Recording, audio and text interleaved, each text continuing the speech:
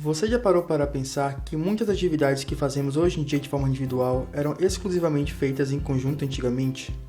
Por exemplo, ainda que tenhamos a opção de ir a concertos, na maioria das vezes consumimos música sozinhos, e com fone de ouvido de preferência. Isso não era possível na Idade Média. Naquela época, música era um evento social. Não muito tempo atrás, quando as televisões não eram tão acessíveis, nos reuníamos todos na sala para assistir ao que estava passando, o que hoje em dia tem se tornado cada vez menos comum.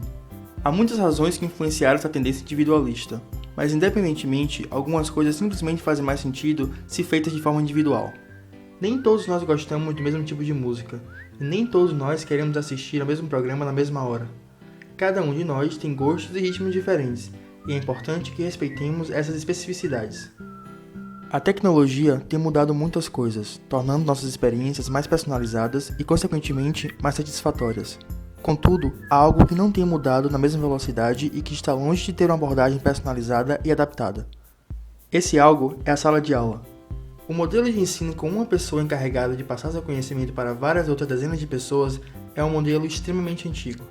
Esse modelo, ainda que antigo, é muito eficaz e a prova disso é que ele existe até hoje. Mas isso não quer dizer que não existem outras alternativas a ele.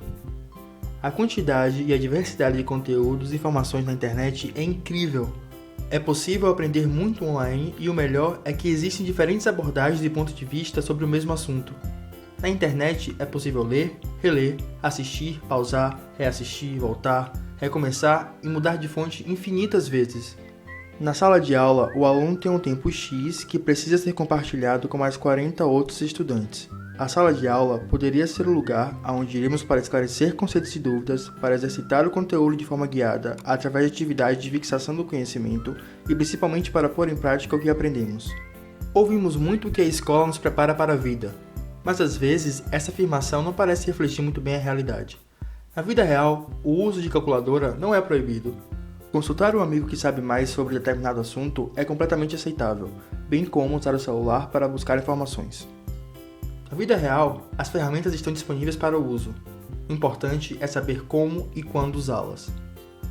Às vezes, gastamos muito tempo aprendendo como fazer de maneira mais difícil só para descobrir que existe uma maneira muito mais fácil.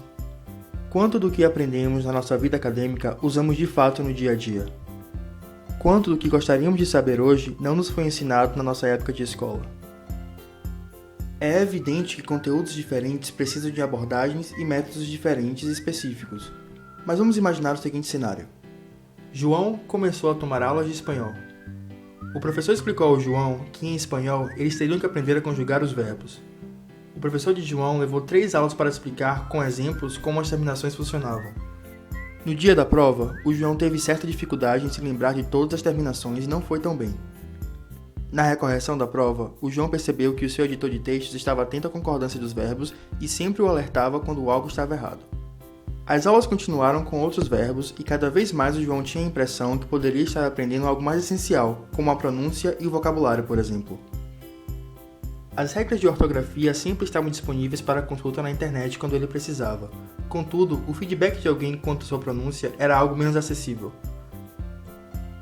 O João percebeu que aquilo que ele teria mais dificuldade de encontrar fora da sala de aula era justamente o que ele tinha mais dificuldade de encontrar dentro dela. O João se deu conta que poderia encontrar toda a teoria que aprendia em sala de aula na internet. E então, o João decidiu abandonar o curso e com o dinheiro ele ficou 1 mês no Chile, onde pôde melhorar sua pronúncia com os conselhos que ouvia dos nativos. Por que usamos o tempo em sala de aula com algo que podemos conseguir fora dela? Nesse modelo de aprendizado, que chamaremos a partir de agora de autoensino, o professor seria aquele responsável por nos guiar e por identificar nossas dificuldades através de feedbacks constantes.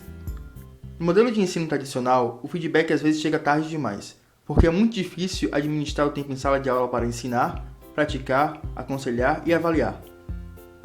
A metodologia atual é talvez a postura mais sensata nos níveis mais básicos de educação, uma vez que a internet pode ser perigosa para as crianças e as mesmas não possuem muito discernimento em buscar informações por si próprias. Contudo, em níveis mais avançados, o método de autoensino pode servir como alternativa ao método tradicional.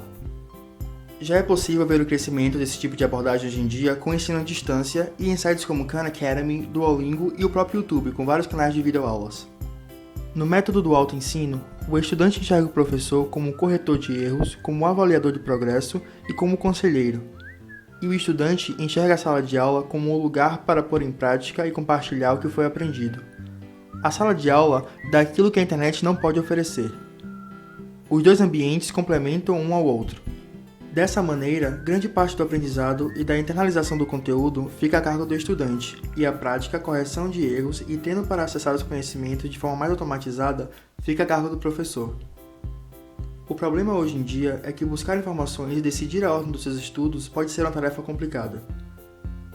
Ao mesmo tempo em que temos a liberdade de organizar os conteúdos de forma lógica e personalizada, temos o risco de nos perder e de quebrarmos nosso próprio ritmo de estudo. E é por isso que essa metodologia deveria ser mais difundida, para que criemos sistemas que resolvam essas questões. O autoensino faz muito sentido para aqueles que têm dificuldade de seguir o ritmo de uma sala de aula, seja pela sua lentidão ou pela sua rapidez. É importante frisar que essa proposta é alternativa e não substitutiva. Existem muitas outras abordagens, como o ensino particular e o ensino domiciliar, e é por isso que é importante repetir que devemos respeitar as especificidades de cada um. Muitas pessoas preferem o método tradicional, assim como muitos preferem assistir televisão na sala com a família. Se essa metodologia lhe interessa, compartilhe esse vídeo para ajudar na divulgação. Se não, nos conte o porquê nos comentários. Estamos muito ansiosos para ouvir o que você acha sobre as dinâmicas de ensino na sociedade atual. Obrigado por assistir. Bons estudos!